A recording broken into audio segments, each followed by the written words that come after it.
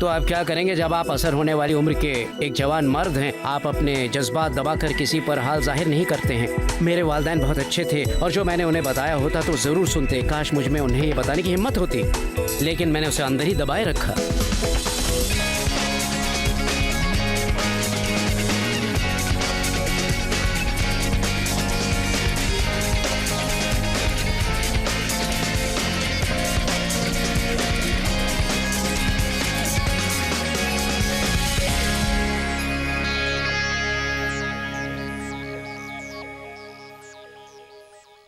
लुत्फ उठाए रोजमर्रा की जिंदगी का मैं खुशामदीद। मेरा मानना है कि ये बज़्म आपके लिए मददगार साबित होगी या फिर ये आपके जरिए आपके किसी जानने वाले के लिए काम आएगी। हर साल लाखों बच्चों के इस्तेसाल के मामले सामने आते हैं।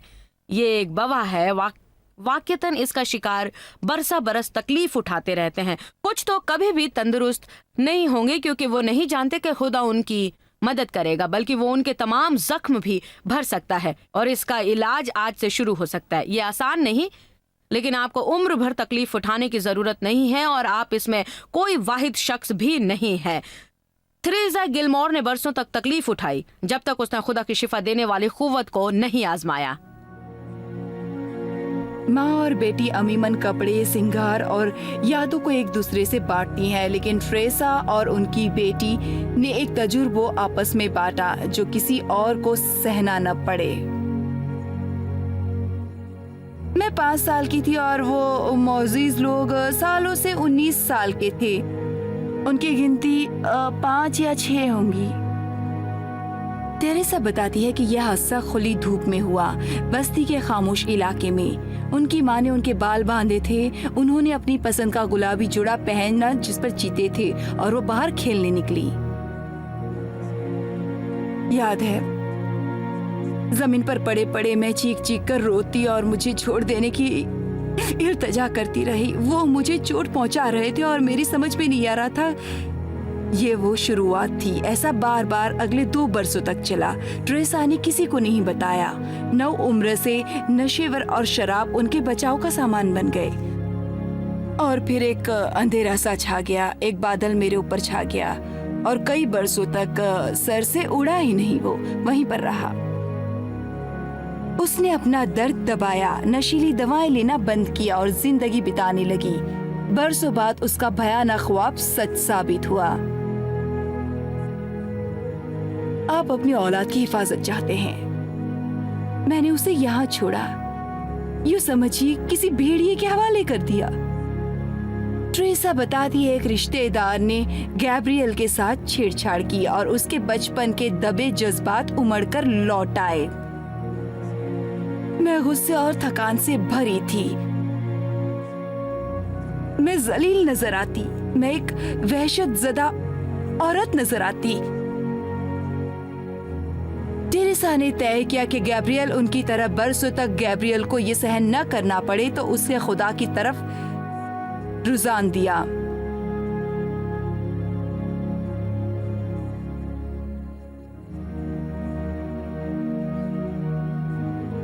मैं नहीं चाहती कि गैबी की जिंदगी मुझ जैसी बने और उसे कहीं मेरी तरफ फैसले करने पड़े।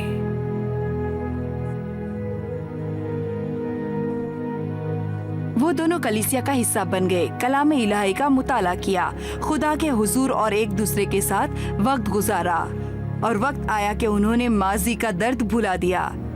थेरेसा को जॉयस मेयर की गवाही ने हौसला बख्शा। अगर वो कर सकी तो मैं भी कर सकूंगी। उन्होंने यकीन दिलाया कि मसीह में आप शिफा पा सकते हैं। वो इसकी जिंदा गवाह हैं। थेरेसा मुतासर लोगों को बताना चाहती है कि जैसे ही वो खुदा को ढूंढेंगे, वो सुकून की राह पर ले जाने में उनकी मदद करेगा। उन्होंने अपनी 9 उम्र बेटी गैब्रियल के साथ इतना ज़ाती तजुर्बा हासिल किया और आज दोनों मसीह में आजाद हैं। रोशनी की जानिब सरकने में मुश्किलें तो हैं, लेकिन ये कामिल है। ये कितना कामिल है। हमें सूजन और ठोकरों के लिए दवा मिल सकती है, लेकिन हमारे जज्बाती दर्दों और जख्मों का शाफी सिर्फ यीशु मसीह है।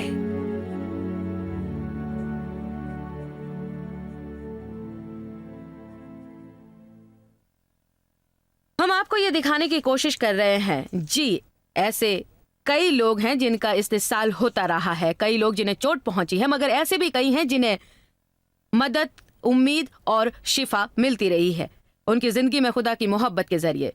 इस्तेसाल सिर्फ औरतों तक महदूद नहीं है, मर्द भी मुतासर होते हैं, लेकिन ऐसा अक्सर नहीं होता कि मर्द बचपन के इस्तेसाल का जिक्र करते हों। इसलिए मैं केविन विलियम्स के यहाँ आने से बहुत खुश हूँ। मुझे यकीन है कि बसीरत पेश करेंगे। यहाँ आने का शुक्रिया केविन। मुझे दावत देने का शुक्रिया। ये बड़ी अच्छी बात है कि एक मर्द होकर आप बोलने को तैयार हुए हैं। मैं ठीक तरह तो नहीं जानती, लेकिन बहुत कम मर्द इस पर बात करते हैं। मेरे ख्याल में एक मर्द को ज्यादा शर्म आती है ना?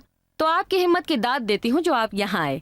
जी, मैं आपसे सहमत हूँ। मेरे ख्याल में बात यूँ है कि हम जॉन वेन की तरह खुद को समझा करते हैं कि हम भी बहादुर मुनफरिद हैं, और मर्द होकर हमें अपने ख़ानदान की परवरिश करनी है, हमें अपनी बीवियों की ज़रूरत पूरी करनी है, हमें हर तरह से देखभाल करनी पड़ती है। और जब ऐसा होता है तब आप ऐसे हालत में पड़ जाते हैं कि आप समझ नहीं सकते कि आपको क्या करना चाहिए। मेरे ख्याल में मर्दों को जो फाते बनना पड़ता है, इसलिए एक मर्द को जाकर ये कहना मुश्किल लगता होगा, किसी ने मुझे फतेह किया है और मेरा इस्तेसाल हो रहा है। मुझे यकीन है कि एक मर्द मुख्तलिफ जज्बात से गुजरता है जो औरतों से कहीं ज्यादा होता है। वो कैसे जज्बात थे जो आपने महसूस किए? आपके अंदर क्या एहसास थे?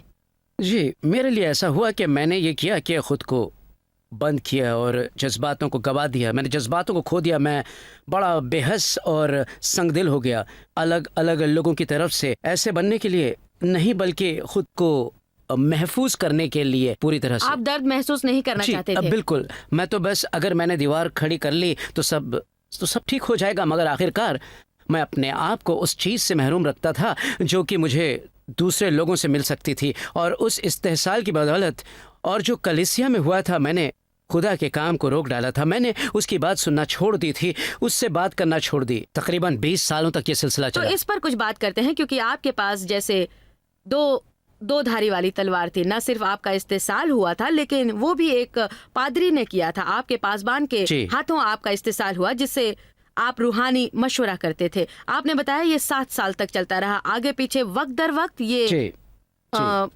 आपकी रूहानी जिंदगी पर ये कितना बर्बाद कुन साबित हुआ होगा? जी, आप अपनी कुदरती जिंदगी के बारे में सोचें, क्योंकि मैं यहाँ हूँ। तो आप क्या करेंगे जब आप असर डालने वाली उम्र के एक जवान मर्द हैं? आप अपने जज्बात दबाकर किसी पर जाहिर नहीं कर पाते। मेरे वालिदैन बहुत अच्छे थे, और जो मैंने उन्हें बताया होता तो वो ज़रूर सुनते। काश मुझ में उन्हें ये बताने की हिम्मत थी, लेकिन मैंने ऐसा नहीं किया। मैंने उसे अंदर दबा के रखा और खुलकर ये नहीं बताया मेरे साथ ऐसा हो रहा है, और ये मेरे लिए असली मसला था। मेरे ख्याल में मैंने उसे इतनी सख्ती से दबोच रखा था कि मैं खुदा को मुझसे मोहब्बत न करने के इल्ज़ाम देने लगा, या फिर ये नतीजा निकालने लगा कि खुदा का मसला नहीं है बल्कि मसला मैं खुद था। तो जब आपने इस्तेसाल से 19 साल की उम्र में निजात पाई, तो क्या आप खुदा से भी दूर हो गए थे, पीछे चले गए थे?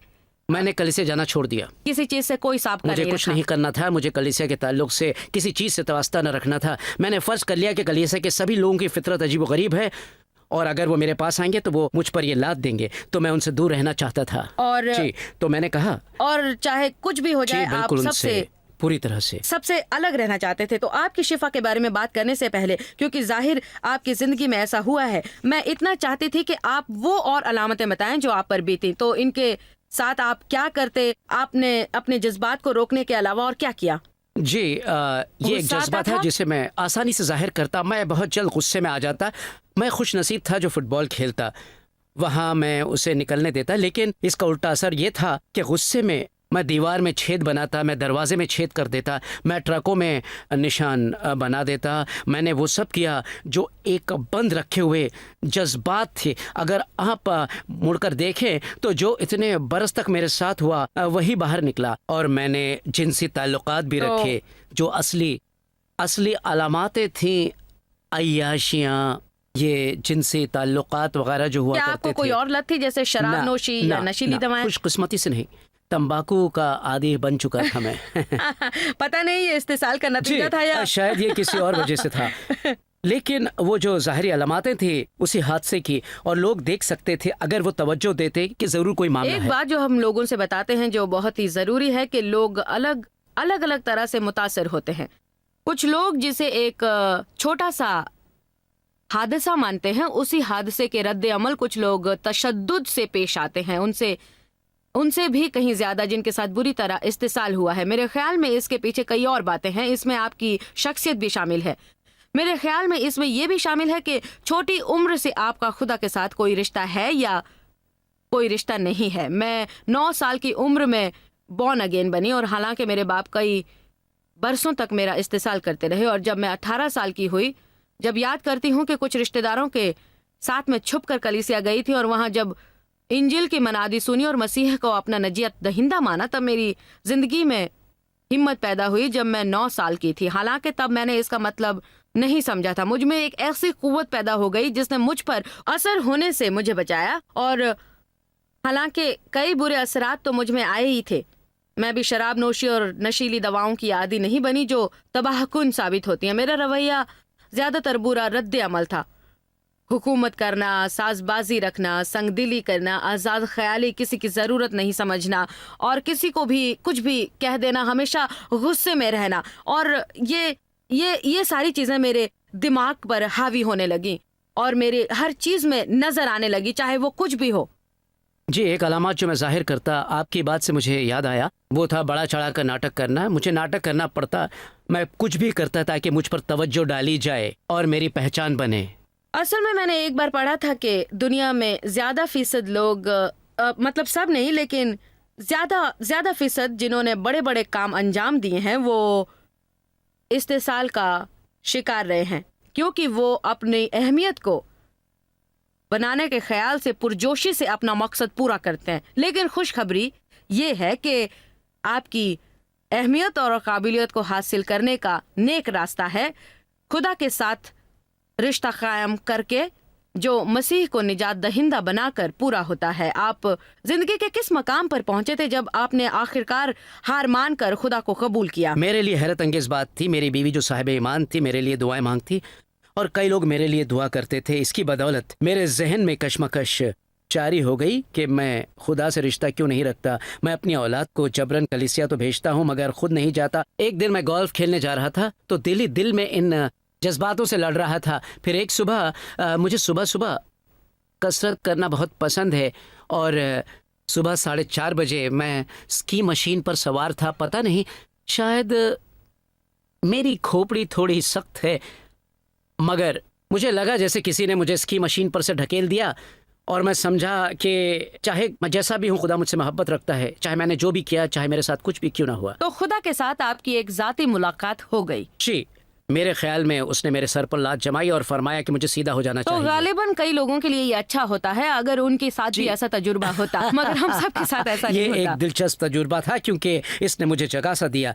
उस पल मुझे एहसास हुआ कि मुझे सही काम करना होगा और सही वो है कि मैं बाइबल पढूं, सच्चाई से रोशनास हूं और उस रास्ते पर चलूं और अपनी मर्जी पर चलना छोड़ दूं। तो जब आपकी बीवी ने दुआओं के जरिए दरवाजे खोल दिए, कुछ ऐसा कहा, ठीक है खुदा तो उसे वापस ला, उसे वापस लेकर आ। जी, उसने ये ऐसा ही किया और इससे मैं डर गया था। मेरा मतलब है ये मेरे लिए बड़ी डरावनी बात थी क्योंकि मैं घर गया और सुबह 4:30 बजे अपनी बीवी को जगा दिया, जो खतरनाक बात थी क्योंकि वो मुझे चीर फाड़ देती।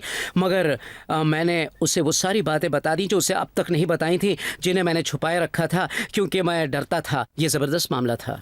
जी, उन्हें तब मेरे साथ हुए इस्तेहसाल का पता हुआ। आपके साथ इस्तेहसाल हुआ है? उन्हें तब तक मेरे साथ हुए इस्तेहसाल का पता था मगर उन्होंने तब तक ये नहीं समझा था कि इसका मुझ पर कितना गहरा असर हुआ था। और उस वक्त मैंने खुलासा कर दिया। इसकी वजह से मैं उस कचरे से आज़ाद हुआ जो मैं अपने सर पे लिए फिर रहा था और फिर उसके साथ मैं ज़िंदगी के एक दर्जे पर पहुंचा जो अब तक ऐसा है। वो मेरी बेहतरीन दोस्त हैं और गुजरी बातों के बावजूद मुझे चाहती हैं। मेरे लिए खुदा का दिखाया रास्ता था। देखो, मैं इस हाल में तुम्हें और ज़्यादा चाहता हूँ लेकिन जब तक ये नहीं होता आप उसे देख नहीं सकते। करविन, हमारी बज़्म का ये हिस्सा ख़त्म होने से पहले क्या आप कोई सलाह या कोई हौसला बख्श बात हमारे मर्द नाजरीन से कहना चाहेंगे जिनके साथ मुमकिन है इस्तेसाल हुआ हो और बुरा तजुर्बा हुआ हो? मैं वाकई चाहता हूँ मेरे ख्याल में हमारी ज़िंदगी में कोई ना कोई ऐसा है जिस पर हम भरोसा कर सकते हैं और मैं उन मर्दों से कहूँगा कि उस शख्स के पास जाओ, चाहे वो आपके अहलिया हैं, चाहे वो आपके पासबान हैं, चाहे वो आपके कोई दोस्त हैं, आपकी वालिदा, आपके वालिद, और जो भी है उन्हें बता दें, वो बातें सामने रख दो, क्योंकि जब वो ये निकाल देंगे तब खुदा उन्हें तंदुरुस्त होने में मदद देगा, क्योंकि जब आप ये अंदर रखते हैं तो ये आपको ईजा पहुंचाता ये है। हैरत की बात है, जब पहली बार कोई किसी को बताता है, मैंने बालिग होने के बाद बताया था, तब एक सुकून से आ जाता है, फिर वो अंदरूनी बोझ भी नहीं रहता। तो बाइबल कितनी सही है कि सच तुम्हें आजाद कर देगा, और कबूल कर लेना हमारे दिल के लिए बहुत बहुत ही अच्छा होता है ना? जी बिल्कुल। कैरविन, आज यहाँ आने के लिए शुक्रिया। मैं मानती हूँ आपकी गवाही कई लोगों के काम आएगी। थोड़ी मोहलत के बाद हम डॉक्टर बेटी जरा से बच्चों पर हुए इस्तेसाल के जज्बाती असरात पर बातचीत करेंगे।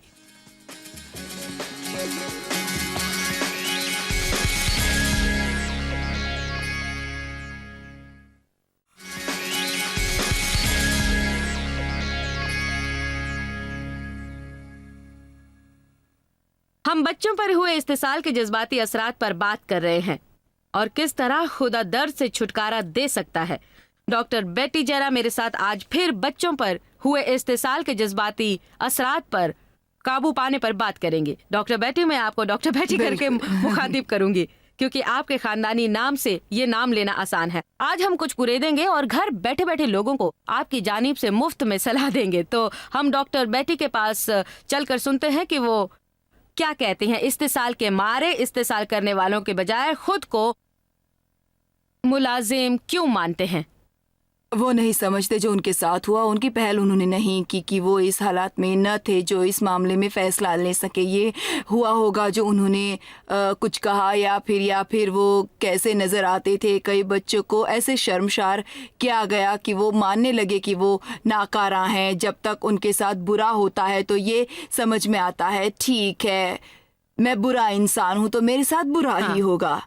मेरे ख्याल में जो दूसरी बात होती है, मैं जानती हूँ, मैं किसी को भी बताने से डरती थी, क्योंकि मैं सोचती थी कि वो ऐसा कहेंगे तो तुमने इसके बारे में कुछ किया क्यों नहीं, तुम्हारा कसूर है। ठीक कहा, ठीक और कहा। मुझसे लोग ये पूछा करते थे तुमने किसी से बताया क्यों नहीं, तो मैं कहती जानते मैंने 2-1 लोगों को बताया तो था, लेकिन बहुत ही बुरा जवाब मिला, क्योंकि कोई भी इसमें मुब्तिला होना नहीं चाहता। या फिर जब आप किसी से कहें तो वो इस्तेसाल करने वालों के बारे में पूछता है और फिर वो आप पर यकीन नहीं करता, क्योंकि आप जो कमसिन हैं। फिर इस्तेसाल करने वाला एक धमकी के साथ आता है, बेहतर होगा तुमने किसी को नहीं बताया, इसी में तुम्हारी भलाई है। इसकी एक और सूरत है, खास तौर पर जब आप कमसीन होते हैं, कहीं कहीं इस्तेसाल में लुत्फ भी आने लगता है। तो जब बड़े होते हैं तो या आपका बाप या चाचा या मामू या कोई भाई या कोई भी हो सकते हैं। तो पहले आप इसे शफकत का जज्बा समझ लेते हैं, जबकि ये खिलाफ वर्जी है। जब आप कमसीन हैं और कोई बड़ा आपसे कहे जानते हो तुम मेरे खास लड़के या लड़की हो, और ये करके अपनी शफकत का इजहार कर रहा हूँ, मैं तुम्हें अपनी औलाद जैसा समझता हूँ। मेरा मतलब है अगर आप अनजान हैं, जो मेरे साथ हुआ वो मेरे शऊर में रहा, मैंने उसकी बातें तो सुनी मगर कल्ब से इसे सही बात नहीं माना। आप यकीन कर लेते हैं। बिल्कुल, हाँ, मैं जानती थी ये गलत है।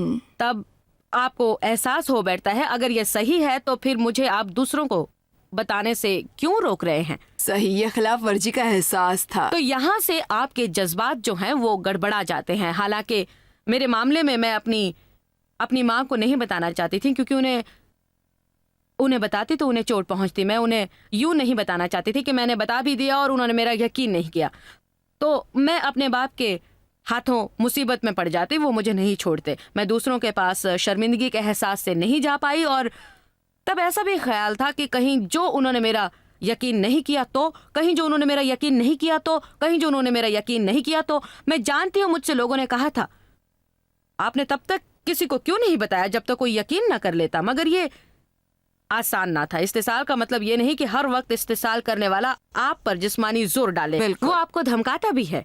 और इसके साथ साथ अगर ये सिलसिला ज्यादा वक्त तक जारी रहा तब आप दूसरे वालिदैन से नाराज होने लगते हैं, क्योंकि वे या तो नहीं जानते या इस पर कुछ करते नहीं। तब आप पर दुगना इस्तेसाल होता है, क्योंकि आप दूसरे वालिदैन की शफकत से महरूम हैं, जो आपको तंग नहीं करता। एक इस्तेसाल करता है और दूसरा आपको छोड़ देता है। बिल्कुल, खास तौर से शायद जब आपने एक वालिदैन से शिकायत की मगर उसने आप पर यकीन नहीं किया। ये एक जैसा आपने कहा कि आप सोचेंगे आखिर क्यों यकीन नहीं किया, तवज्जो क्यों नहीं दी। हमने इस पर तरह तरह से बातचीत की है। लेकिन बच्चों के साथ इस्तेसाल होने की क्या क्या अलामतें हम लोगों में देख सकते हैं, अमली तौर पर उन पर क्या गुजरती है? बुनियादी तौर पर आप खुद को नापसंद करते हैं, अफसुदगी का एक हिस्सा हो सकते हैं। अब अफसुदगी अपने आप से नफरत की शक्ल ले लेती है, जो आप बर्बादी की सूरत हाल बन जाती है। तब आप तरक्की की राह में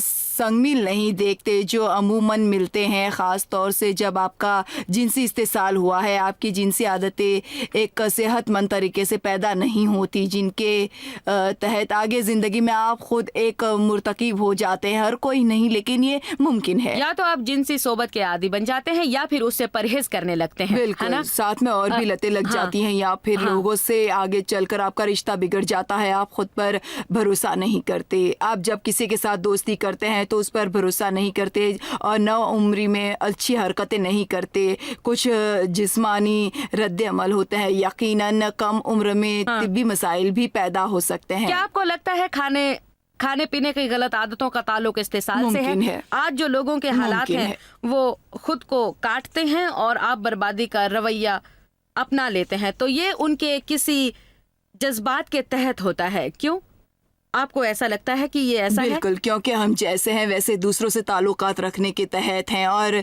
उम्मीद से हमारा अव्वल रिश्ता वालिदैन से होता है। अगर ये सही नहीं तब हम गलत बच्चे बन जाते हैं और फिर गलत बड़े हो जाते हैं। बिल्कुल गलत। जो बात बड़ी अफसोस की है वो ये कि कई लोगों को बचपन में सही तजुर्बात हासिल नहीं होते। मेरा मतलब है कि ये आपको ऐसे सफर पर ले आता है जिसे खत्म होने में काफी वक्त लगता है।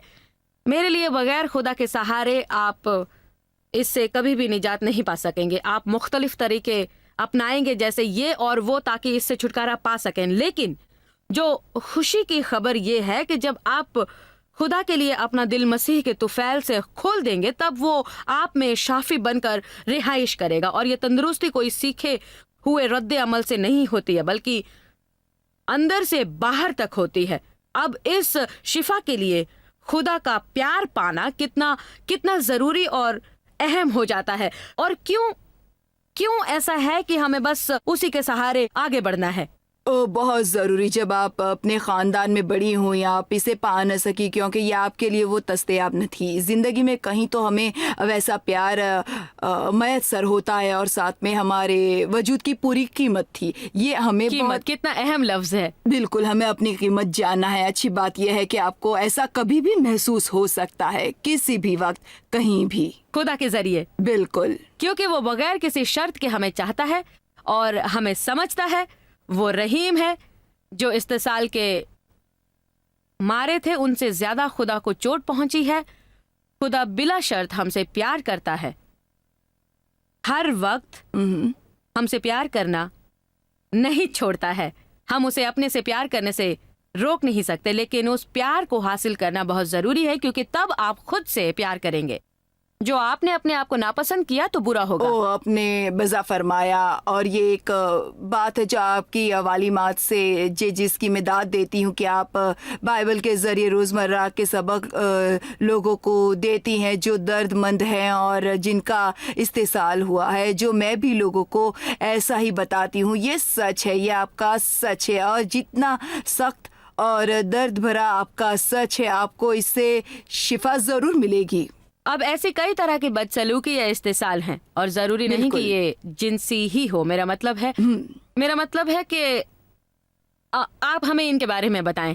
इसमें जिस्मानी, जज्बाती और यकीनन जिनसी का भी शुमार है। गालिबन तौर मेरे सबसे ज़्यादा तबाकुन है। वो शफकत से महरूम रखना जानती हैं। एक बच्चा खाने, कपड़े और छत वगैरह से पना तो है, मगर अगर उसे गोद न मिली तो वो मर जाएगा, क्योंकि उसे तवज्जो का शफकत। तो क्या ये मुमकिन है कि शफकत न पाने से गलत शफकत पाना बेहतर होता है? न पाने से तो ये बिल्कुल, ये बड़ी दिलचस्प बात है। क्यों? बिल्कुल, न पाने से बेहतर। छूने में जो ताकत है और किस तरह लोगों की छू लेने की जरूरत है।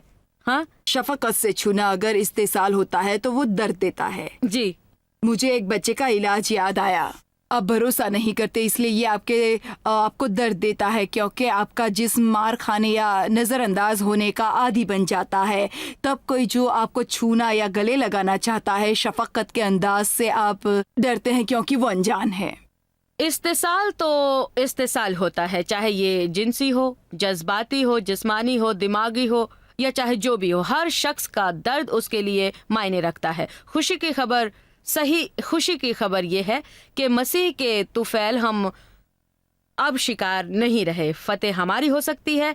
जब शैतान ने बुरा चाहा, खुदा उसे हमारी भलाई में बदल देगा। और आप अपना दर्द लें ताकि ये किसी को फायदा दे। तो ये लोगों को कलामे इलाही और अपने तजुर्बात के जरिए बताना अच्छा है कि वो भी पूरी तौर से तंदुरुस्त हो सकते हैं।